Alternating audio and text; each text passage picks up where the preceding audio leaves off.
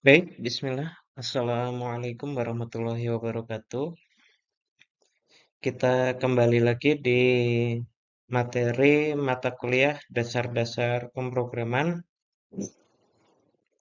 di mana eh, pada kesempatan kali ini kita akan melanjutkan lagi materi tentang pengenalan bahasa pemrograman C++ di mata kuliah dasar-dasar pemrograman untuk di Prodi Sistem Informasi Kota Cerdas, jurusan Teknik Informatika Politeknik Negeri Indramayu.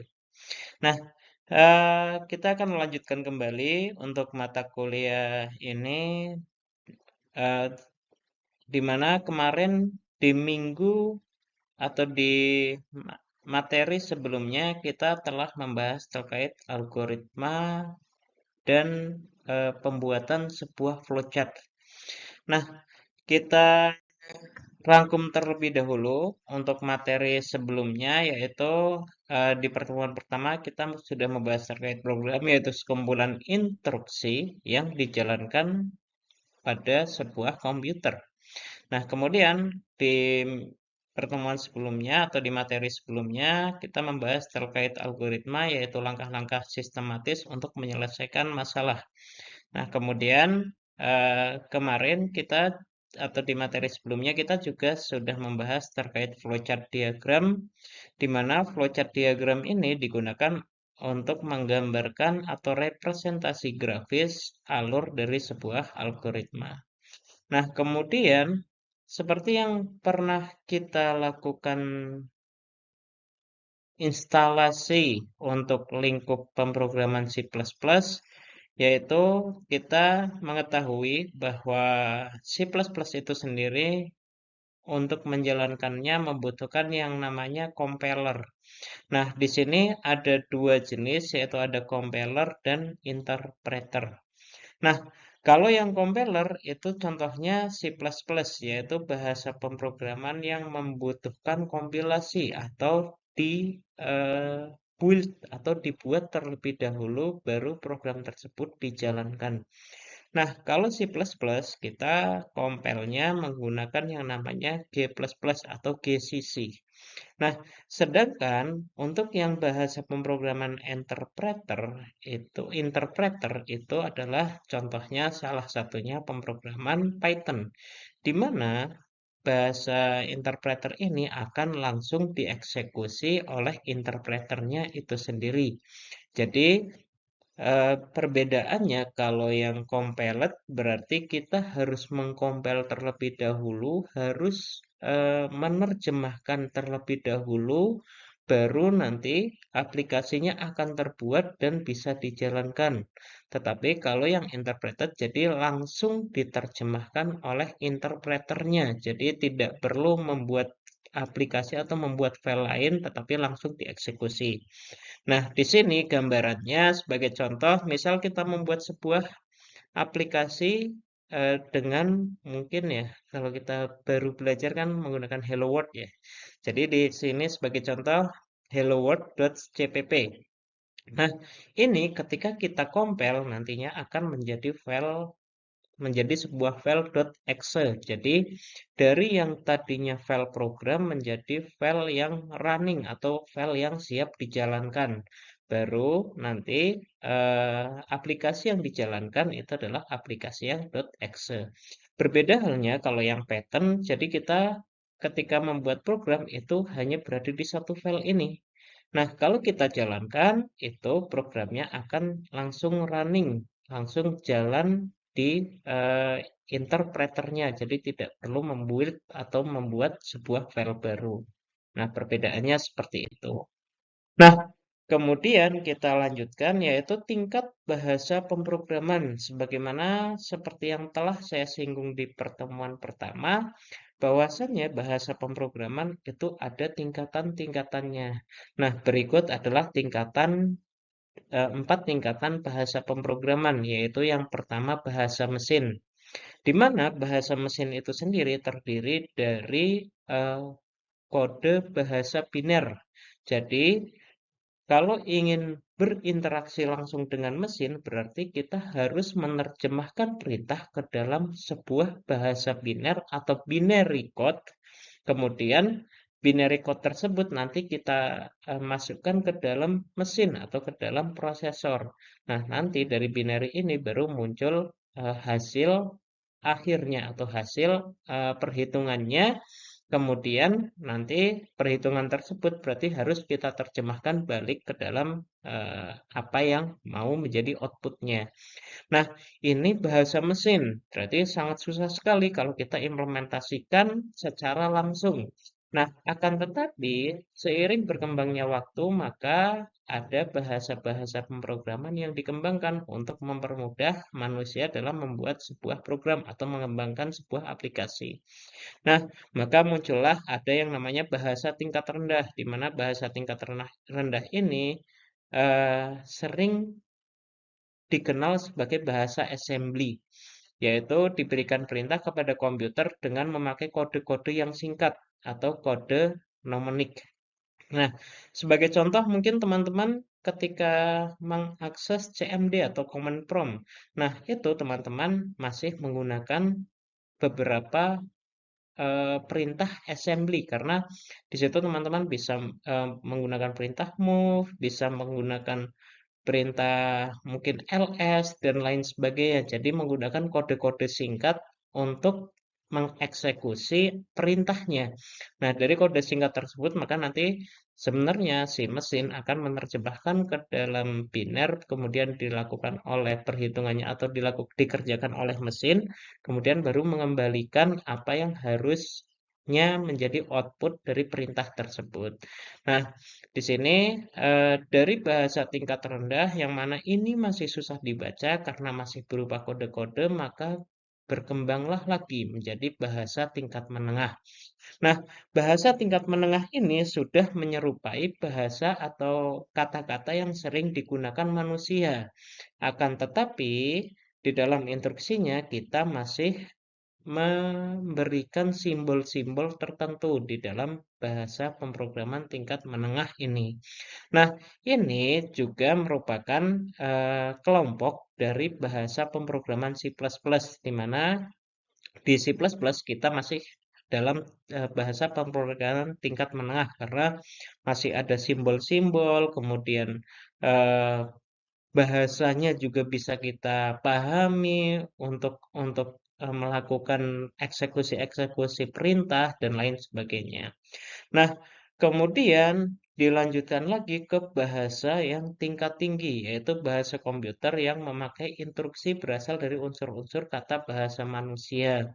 Sebagai contoh ada begin, ada end, if, for, while, dan seterusnya. Banyak sekali bahasa-bahasa manusia yang digunakan di dalam bahasa pemrograman ini. Nah, yang ini komputer dapat mengerti bahasa yang memerlukan yang namanya compiler atau interpreter. Jadi, di bahasa tingkat menengah dan tingkat tinggi, itu komputer tidak bisa memahami secara langsung, tetapi harus membutuhkan penerjemah, yaitu compiler atau interpreter. Nah, kalau yang compiler tadi berarti eh, menerjemahkan terlebih dahulu, kemudian membuild sebuah aplikasi. Nah, nantinya aplikasi tersebut yang dijalankan. Sedangkan kalau interpreter akan langsung diterjemahkan secara langsung gitu, dan dijalankan.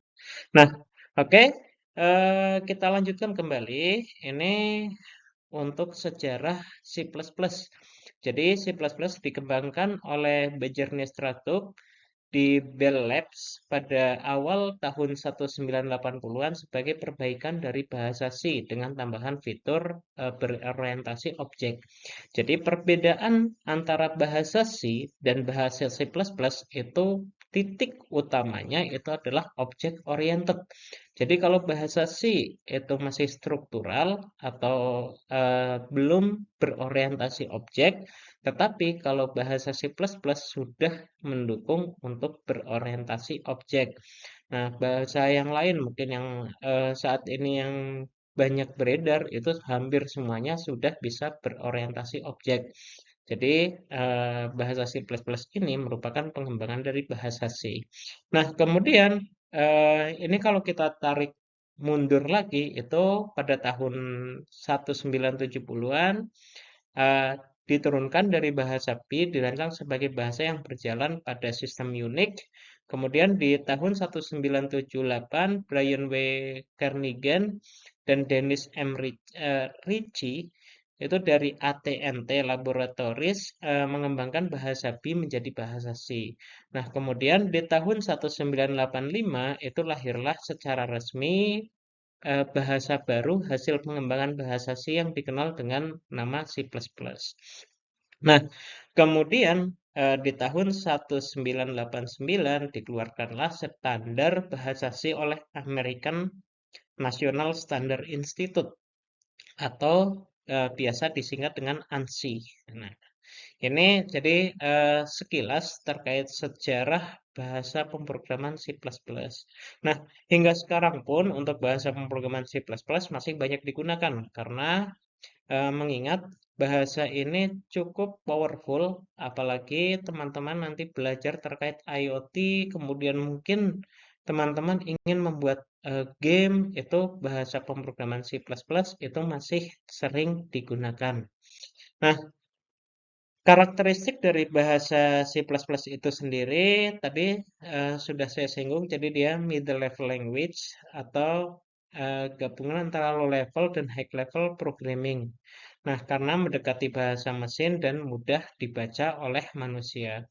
Kemudian compiled language, jadi program dikompil oleh G++ sehingga menjadi file.exe baru dari hasil file tersebut dieksekusi dan nantinya karena sudah dirubah menjadi .exe dan itu sudah menjadi apa ya build atau program yang terbentuk sehingga nanti akan lebih cepat dan lebih efisien.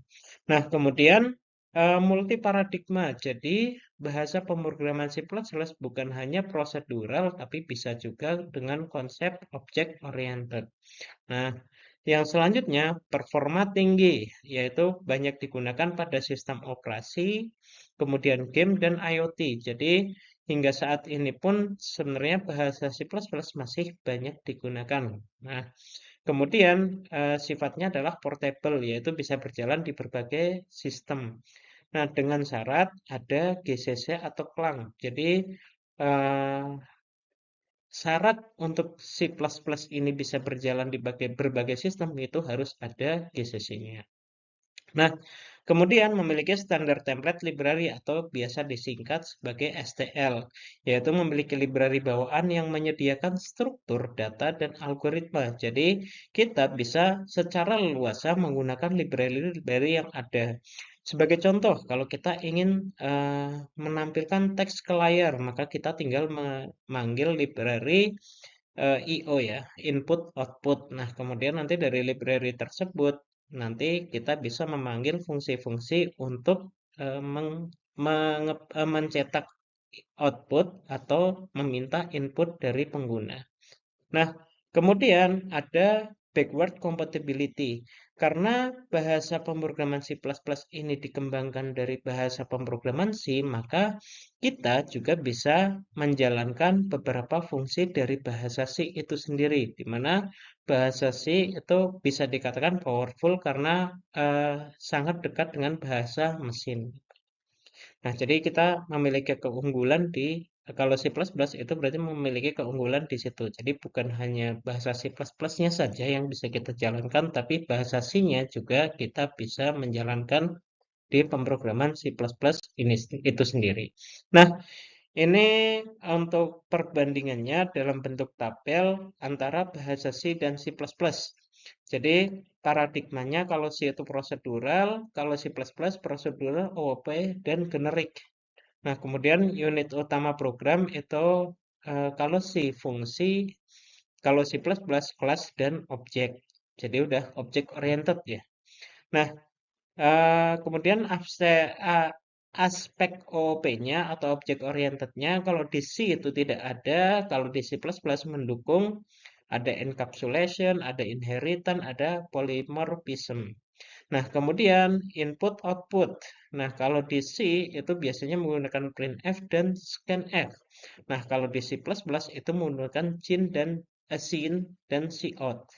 Nah, kemudian untuk memori di C itu malloc, calloc, dan free. Kalau di C++ new, delete, dan plus constructor dan destructor. Kemudian aspek overloading, kalau di C itu tidak mendukung, kalau di C++ bisa mendukung karena ada function dan operator overloading. Jadi penulisan ulang sebuah fungsi. Nah, kalau di C++ itu mendukung karena itu salah satu dari object oriented ya. Nah, kemudian ada exception handling. Jadi kalau di C itu tidak ada, kalau di C++ ada yang namanya try, catch, dan throw. Jadi kalau teman-teman pernah mengenal bahasa Java itu sangat mirip. Jadi ada penanganan error atau exception handling. Nah, jadi nantinya kalau teman-teman menggunakan TryCat, itu program tidak akan berhenti, tetapi akan menangani error yang ada selama error tersebut masih diterjemahkan ke dalam TryCat. Nah, nanti hasil penanganannya seperti apa itu tergantung teman-teman dalam melakukan TryCat tersebut. Nah, kemudian aspek library-nya kalau di C itu biasanya belakangnya ada .h. Jadi seperti stdio.h, mat.h, dan lain-lain. Nah, sedangkan kalau di C++ itu sudah menggunakan STL. Jadi kita tinggal memanggil vektor, map, kemudian stack, QU, algoritma, dan lain sebagainya. Banyak sekali library yang bisa teman-teman gunakan di C++. Bahkan kalau nanti teman-teman membutuhkan library yang lebih kompleks, biasanya teman-teman bisa mencari eh, library dari luar untuk bahasa pemrograman C++ itu sendiri. Jadi teman-teman bisa menggabungkan library bawaan dan library yang disediakan oleh pihak ketiga.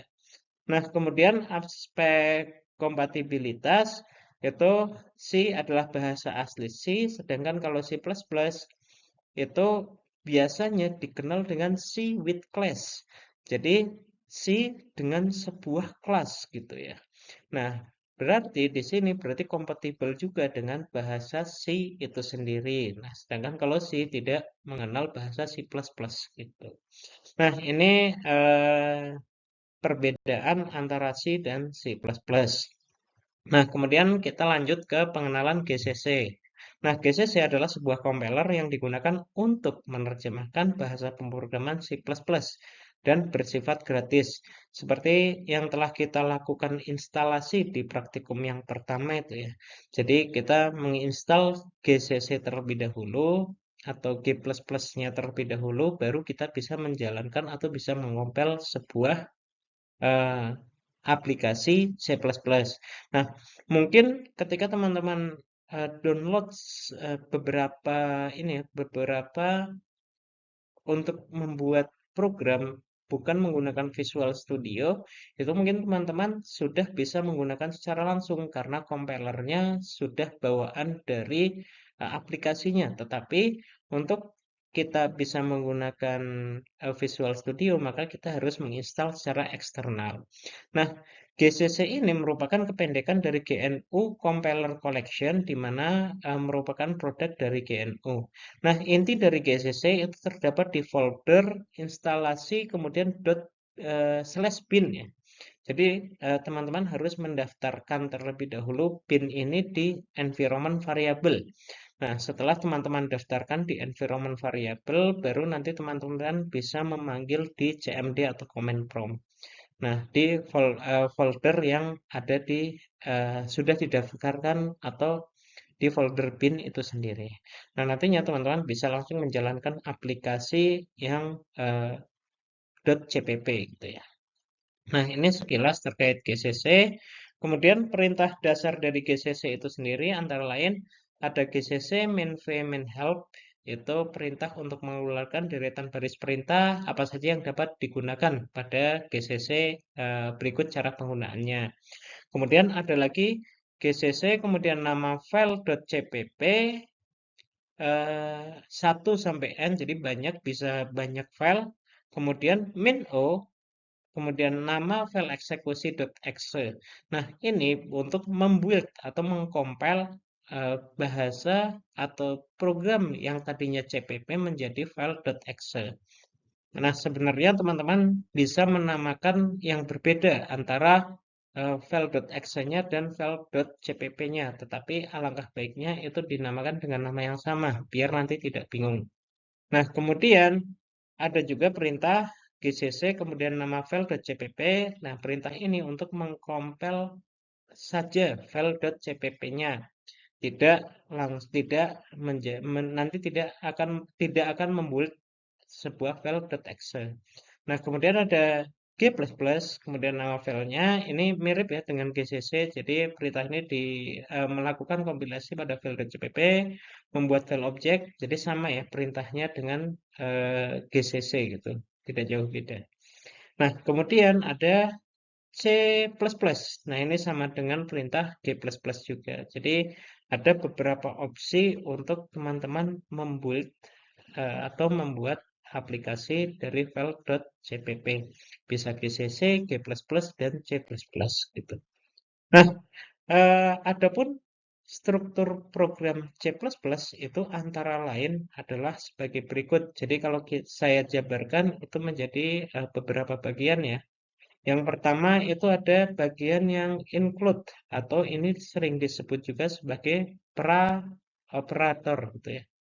Jadi pra-operasi. Jadi sebelum melakukan operasi yang lain itu kita harus mengincludekan library yang kita butuhkan.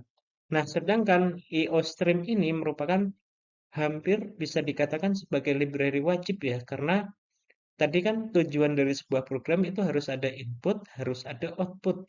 Nah, sedangkan IOStream ini adalah untuk menghasilkan atau meminta input dan menghasilkan sebuah output. Jadi bisa dikatakan include IOStream ini adalah library yang wajib, di mana nanti kita bisa menggunakan perintah syn dan perintah cout. Nah, kemudian ada juga perintah yang kedua di baris nomor 2 itu using namespace std. Nah, ini agar nantinya teman-teman ketika menulis cout itu tidak perlu menulis dengan std.2.2 kemudian cout. Jadi langsung cout saja. Nah, kemudian ada int main atau fungsi main yaitu fungsi utama atau bisa dikatakan sebagai pintu masuk dari sebuah program. Nah, fungsi main ini adalah fungsi yang mana ketika aplikasi atau ketika file aplikasinya nanti dijalankan, itu secara otomatis akan menjalankan fungsi main. Nah, apabila misal teman-teman membuat aplikasi banyak fungsinya di dalamnya, tetapi tidak dipanggil di fungsi main, maka aplikasi tersebut nantinya tidak akan mengeksekusi fungsi-fungsi yang lain karena tidak dipanggil di fungsi main itu sendiri. Nah, kemudian ada perintah cout untuk menampilkan output, kemudian return 0. Nah, ini menandakan bahwa kalau returnnya 0 itu program berhasil dijalankan secara sukses. Nah, nantinya teman-teman bisa belajar atau membaca terkait dokumentasi library itu di link yang saya sertakan di sini ya. Ini bisa diklik, nanti teman-teman bisa langsung mengakses link tersebut. Nah, yang selanjutnya komponen dasar pemrograman C++. Jadi ini 3 komponen utama yang ada di C++, yaitu ada variabel dan tipe data, ada operator, dan ada input-output. Nah, setidaknya dalam sebuah program itu nantinya memiliki 3 bagian ini. Nah, nanti di pertemuan berikutnya itu kita akan bahas secara detail insya Allah untuk variabel dan tipe data, yaitu digunakan untuk menyimpan nilai. Contohnya ada int atau integer, yaitu untuk menyimpan bilangan bulat, atau kita akan memesan memori untuk menyimpan sebuah bilangan bulat. Nah, ada float atau double itu bilangan desimal, char itu karakter, kemudian string itu teks, kemudian ada bool atau kepanjangan adalah boolean, yaitu untuk menyimpan logika atau true false gitu. Nah, kemudian ada juga yang namanya operator, yaitu simbol khusus yang digunakan untuk melakukan operasi.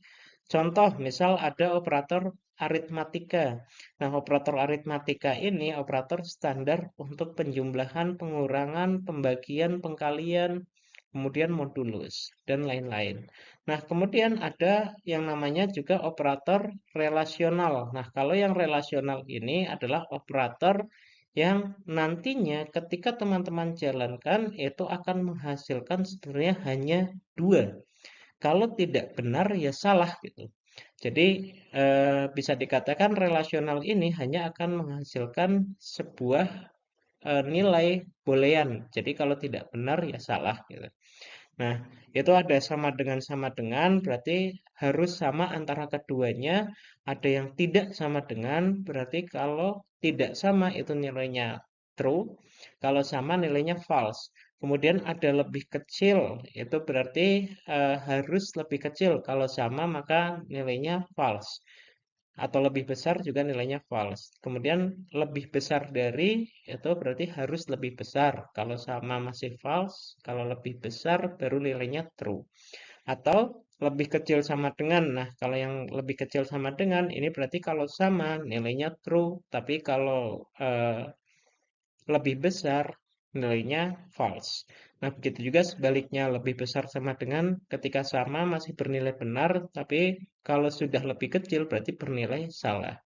Nah, kemudian ada juga operator logika. Nah, operator logika ini adalah operator yang nantinya biasanya digunakan untuk pengecekan ganda. Sebagai contoh, atau kalau teman-teman masih ingat di dalam tabel logika itu kan ada dan, ada or, dan ada not. Setidaknya ada tiga itu ya, atau negasi gitu ya.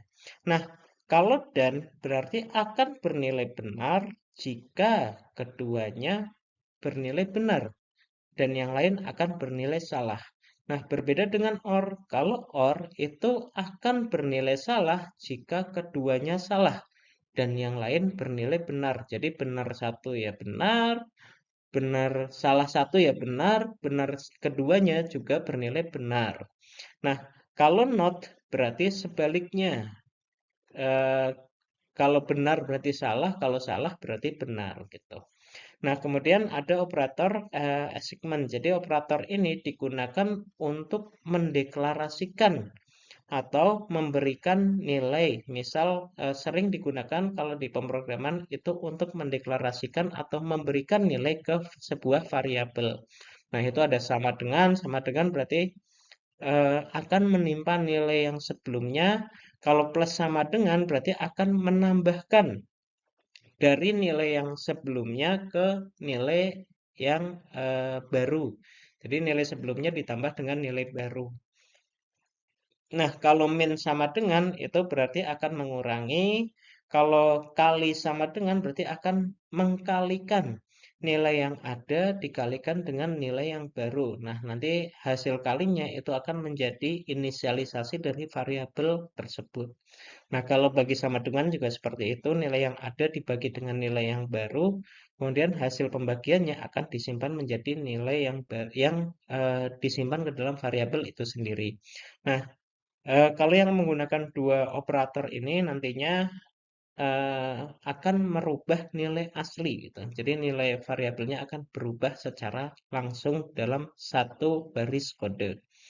Nah, kemudian ada juga increment dan decrement. Nah, kalau increment ini biasanya digunakan di dalam perulangan. Jadi kita akan menambahkan secara langsung. Nah, tetapi berbeda halnya dengan plus sama dengan kalau increment hanya ditambah dengan satu. Jadi kalau plus plus itu berarti ditambah satu, kalau min min berarti dikurangi satu setiap kali operator tersebut dijalankan. Nah, kalau di di Java itu bisa di depan dan di belakang ditaruhnya. Nanti akan kita jelaskan secara lebih detail ya terkait operator ini. Nah, kemudian yang ketiga yaitu ada input output, yaitu untuk menerima dan mengeluarkan teks atau luaran teks, angka dan lain sebagainya. Nah, contohnya ada chain, ada cout, ada getLine. Nah, getLine ini biasanya digunakan untuk membaca sebuah string. Nah, string itu kan berarti ada spasi, ada kata, dan lain sebagainya. Nah, itu menggunakan getLine. Nah, kalau yang Cin itu biasanya hanya satu kata, hanya satu kata saja yang bisa diambil. Nah, ketika ada spasinya nanti tidak ikut masuk. Nah, berbeda halnya dengan getLine. Nah, kemudian di dalam bahasa pemrograman C++ juga ada yang namanya struktur kontrol pemrograman C++, yaitu kalau kita bagi ada dua, ada percabangan dan ada perulangan. Nah, kalau percabangan ini menentukan alur dengan kondisi tertentu, kalau perulangan berarti mengulang suatu proses lebih dari satu kali. Mohon maaf, ini ada kesalahan. Jadi mengulang sebuah proses lebih dari satu kali. Nah, di percabangan itu ada if else, ada switch case. Nah, ini kalau if else digunakan untuk mengevaluasi kondisi logika, yaitu true atau false. Kalau switch case biasanya digunakan untuk memilih aksi berdasarkan nilai tunggal dari suatu variabel atau ekspresi. Jadi kita akan cek nilai tersebut sama atau tidak. Kalau sama maka akan menjalankan case-nya. Kalau tidak sama berarti akan dicek di kondisi berikutnya. Nah, biasanya if else ini akan lebih fleksibel gitu. Nah, kemudian kalau perulangan itu ada beberapa ya, ada for, ada while, ada do while, ada break and continue, ada perulangan bersarang. Sebenarnya percabangan juga ada ya, nested if atau percabangan bersarang gitu. Nah, ini beberapa contoh untuk percabangan. Mungkin sedikit saya perbesar. Oh, tidak bisa. Nah, mohon maaf. Mudah-mudahan bisa terlihat ya. Di sini ada include IOStream, kemudian ada using namespace std, dan seterusnya, kemudian ada fungsi main. Nah, kemudian di sini adalah contoh penggunaan if else atau if else if. Nah, kalau yang if else itu biasanya hanya satu kondisi, tetapi kalau if else if berarti ada beberapa kondisi, dan yang terakhir nanti else. Nah, di sini karena ada banyak kondisi, jadi menggunakan if else if. Nah, contoh misal di sini nilai sama dengan deklarasi awal nilai sama dengan 75. Kemudian dilakukan pengecekan. Apabila kalau kita membaca ini berarti kita bisa asumsikan seperti ini. Apabila nilai lebih besar atau sama dengan 85, maka nanti akan masuk ke kondisi yang pertama. Kalau tidak, berarti akan langsung dilempar ke kondisi dicek di kondisi berikutnya. Nah, di sini jika tidak, apabila nilai itu lebih besar sama dengan 70. Kalau iya, maka akan masuk di kondisi yang ini. Nah, kalau 75 berarti kan di bawah 85 tapi di atas 70. Berarti harusnya masuk ke kondisi yang sini. Nah, maka hasil outputnya adalah B. Dan kalau misal di sini masih belum, maka nanti akan dicek ke berikutnya hingga nanti eh, kalau nilainya tidak ada yang masuk di kriteria yang di atasnya, maka akan langsung menjalankan yang else. Jadi else ini pasti akan dijalankan ketika tidak memenuhi kondisi di sebelumnya gitu. Nah, ini terkait yang if else. Jadi kondisinya itu bisa lebih fleksibel ya, karena beberapa eh, apa ya rentan gitu ya, rentang antara nilai ini hingga ke nilai yang seterusnya gitu. Nah, berbeda halnya dengan switch case. Kalau yang switch case itu sebagai contoh di sini biasanya digunakan untuk nilai-nilai yang sudah pasti. Sebagai contoh, hari ketiga, hari sama dengan 3. Kemudian di switch case, itu hari kan jumlahnya ada 7 ya harusnya. Nah, tetapi di sini untuk yang 2, Sabtu dan Minggu disebut sebagai akhir pekan, yaitu menggunakan yang defaultnya. Nah, ini hari ketiga, berarti nanti si switch itu nanti akan mencari nilai hari yang nilainya adalah 3. Nah, case pertama itu 1, case kedua 2, case ketiga. Nah, berarti akan masuk ke sini, maka tampil hari Rabu. Nah, sebenarnya case ini tidak hanya berupa angka, bisa juga berupa string atau karakter. Tetapi Untuk mempermudah pengecekan biasanya atau mempercepat proses pengecekan itu alangkah baiknya menggunakan angka. Nah, ini cocok juga ketika nanti teman-teman mungkin mengimplementasikan aplikasi kasir ya. Kasir itu kan ada menu. Nah, ketika satu menunya apa, dua menunya apa, dan seterusnya, maka cocok untuk menggunakan Sweet Cache. Nah, kalau yang ada rentannya dari sekian sampai sekian. Nah, mungkin mungkin nanti ada di aplikasi kasir itu ya mungkin ada diskon. Nah, kalau belanjanya lebih dari 100.000, maka diskonnya mungkin 10%. Kalau belanjanya lebih dari 200.000, maka diskonnya 20% dan seterusnya. Nah, itu maka kalau studi kasus seperti itu cocoknya lebih ke menggunakan if else. Jadi tergantung kondisi ya, teman-teman menggunakan if else atau menggunakan sweet case tergantung dari situasi atau kondisi dari percabangan yang akan teman-teman buat. Nah, ini untuk contoh percabangan, kemudian ini adalah contoh perulangan. Nah, mudah-mudahan teman-teman bisa melihat dengan jelas ya, karena ini ternyata tidak bisa diperbesar. Nah, eh, untuk perulangan, karena tadi ada banyak jenisnya ya. Jadi ini ada for, ada while, ada dual, ada break and continue, dan ada nested loop atau perulangan bersarang.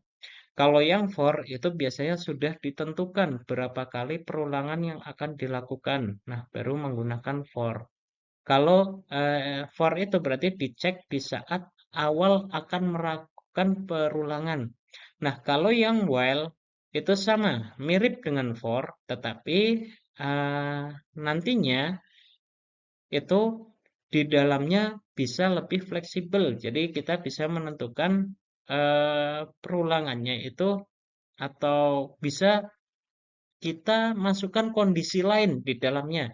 Jadi bisa while kemudian di dalamnya ada if. Kalau if kemudian nanti perulangannya akan di skip atau ditambahkan dan seterusnya. Nah, itu lebih fleksibel di dalam kondisi perulangannya gitu. Nah, kalau yang for kan tadi pasti akan ditambah dengan satu, kecuali di dalamnya diinisialisasi ulang. Tapi kalau while di dalamnya bisa diberikan kondisi tertentu, kemudian nanti J++ ++-nya itu eh, J++-nya itu nantinya akan disesuaikan gitu. Nah, kalau yang duel itu kondisi diperiksa setelah eksekusi. Jadi melakukan perulangan satu kali terlebih dahulu, kemudian baru pengecekan kondisi. Nah, kalau well kan dicek terlebih dahulu, baru mengulang. Kalau duel mengulang terlebih dahulu, baru dilakukan pengecekan. Nah, yang selanjutnya ada break and continue. Kalau break and continue itu biasanya eh, gabungan antara tadi percabangan, kemudian dari hasil percabangannya ingin dilakukan perulangan atau tidak. Nah, kalau tidak berarti menggunakan break. Kalau ingin mengulang lagi berarti menggunakan yang continue atau di skip gitu. Jadi ada for, kemudian ada pengecekan kondisi, mau dilanjutkan atau diselesaikan perulangannya. Nah, kemudian kalau yang nested loop berarti perulangan di dalam perulangan. Nah, nantinya berarti ada beberapa pengecekan kondisi di dalamnya gitu. Nah, ini untuk struktur kontrol perulangan gitu. Nah, kemudian di dalam pemrograman C++ seperti juga di dalam pemrograman lain ya sebenarnya. Jadi ada yang namanya error atau kemungkinan kesalahan. Nah, setidaknya ada tiga jenis kesalahan di dalam pemrograman C++. Yang pertama yaitu kesalahan kompilasi atau compile error. Nah, compile error ini biasanya teman-teman menulis program itu tidak mengikuti prosedur sintaks atau aturan sintaks yang seharusnya. Sebagai contoh, misal lupa menulis titik koma atau semikolons. Nah, nantinya akan muncul error seperti ini. Nah, sebenarnya kalau ini kesalahan yang kompilasi ini nanti akan apa ya? Ada peringatannya ya. Biasanya ada garis merah di teks setelahnya. Nah, itu berarti sebelumnya ada kemungkinan kekurangan mungkin semikolon dan lain sebagainya. Nah, kemudian misal kekurangan atau tidak cocok dengan tanda kurung kurawal atau kurung biasa. Nah, sebagai contoh ini eh, ketika if itu seharusnya kan dibuka atau ganti baris itu dibuka dengan kurung kurawal dan ditutup dengan kurung kurawal tutup. Nah, tetapi di sini tidak memasukkan sehingga si program itu bingung. Sebenarnya si out yang ini itu masuk ke dalam if atau tidak. Jadi harus ada pembuka dan penutupnya. Biasanya menggunakan yang ini ya, kurung kurawal buka, kurung kurawal tutup. Nah, atau teman-teman mungkin salah. Awalnya dibuka dengan kurung kurawal, kemudian selanjutnya ditutup dengan kurung biasa. Nah, itu nanti juga akan muncul error atau kesalahan dalam kompilasi. Nah, kemudian salah penulisan tipe data atau variabel. Nah, yang perlu teman-teman perhatikan ketika teman-teman membuat program, itu sebuah variabel itu nanti sifatnya adalah case sensitive. Jadi, kalau teman-teman misal di sini sebagai contoh ya, ini INT umur kan kecil semua. Kalau teman-teman memanggilnya U-nya dibesarkan atau R-nya dibesarkan atau huruf yang lain dibesarkan, maka nantinya akan si program itu akan membaca bahwa itu mengacu ke variabel yang berbeda. Nah, kesalahan juga bisa terjadi ketika teman-teman memasukkan value-nya itu tidak sesuai dengan tipe data yang telah ditentukan. Sebagai contoh, ini integer umur, tetapi ketika inisialisasi itu menggunakan string. Maka nanti ini akan muncul error karena seharusnya integer bukan string. Nah, berbeda halnya kalau string dimasukkan integer itu tidak masalah, tetapi nantinya teman-teman tidak bisa mengeksekusi aritmatik secara langsung gitu karena tipe datanya adalah integer.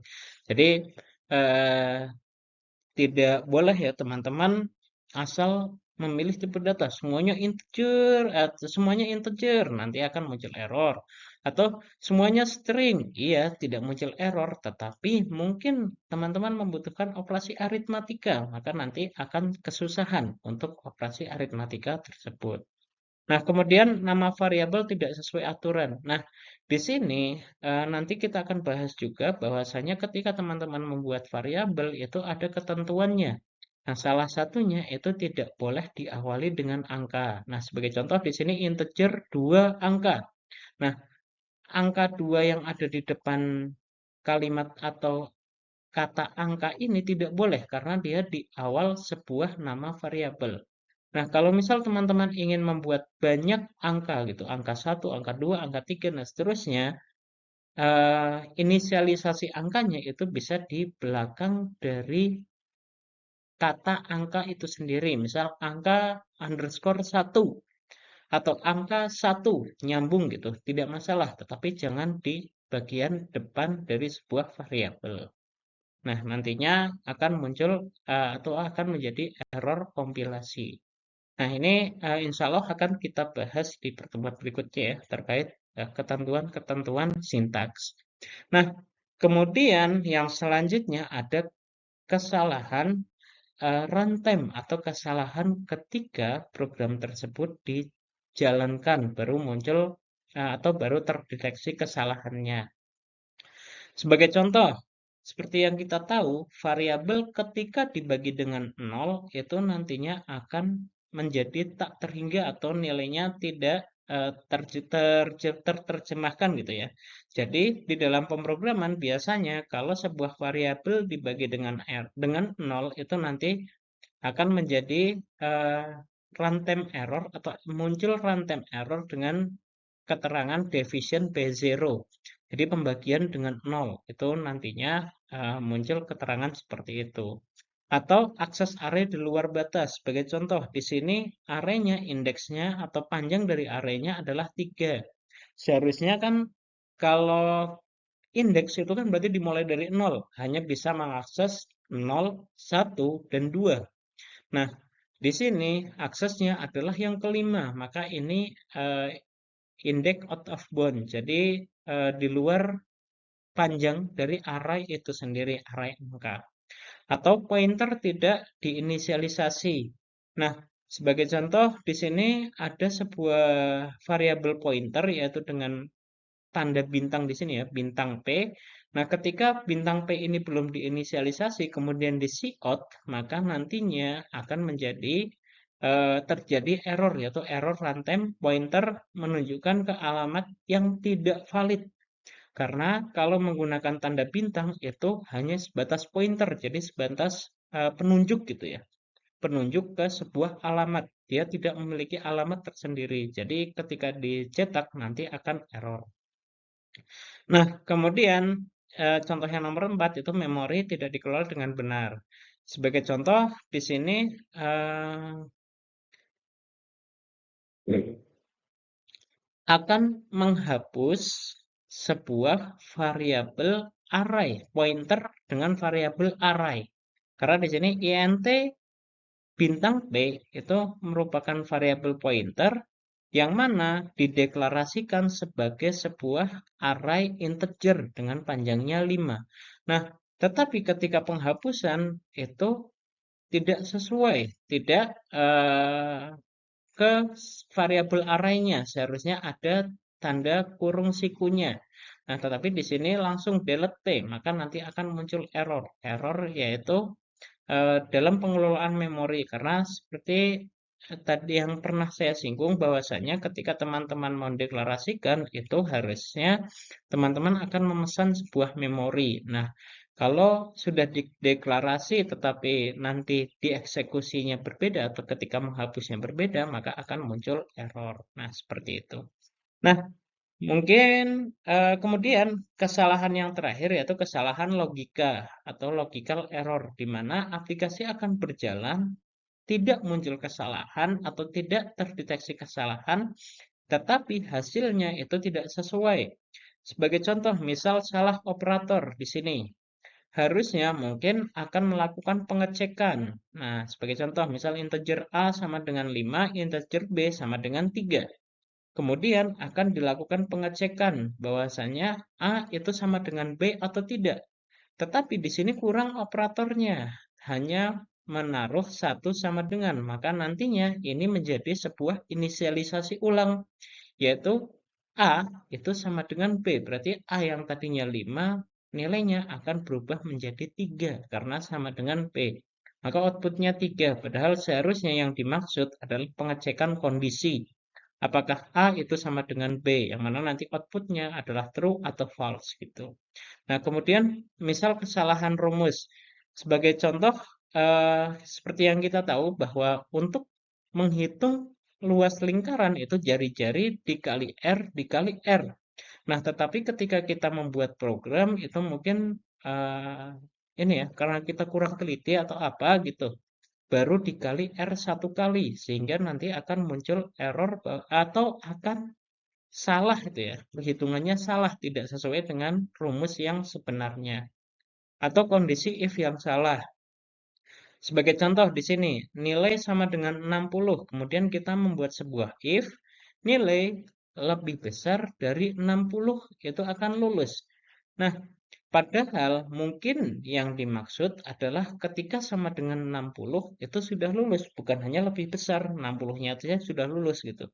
Maka nanti di sini kalau baru dapat nilai 60 karena itu sama dengan ya, sama dengan 60, maka nantinya tidak akan masuk ke kondisi yang ini. Jadi kita harus memperhatikan ya dalam penggunaan operator-operator, apalagi di sebuah if atau sebuah percabangan gitu. Nah, itu saja untuk materi yang dapat saya sampaikan pada kesempatan kali ini. Apabila ada kesalahan, saya mohon maaf sebesar-besarnya. Kemudian nanti jika teman-teman ada yang ingin ditanyakan, bisa komentar di @link atau di video ini. Nah, mudah-mudahan nanti akan saya balas di YouTube-nya seperti itu. Nah, mungkin seperti itu yang dapat saya sampaikan. Sekian dan terima kasih. Wassalamualaikum warahmatullahi wabarakatuh.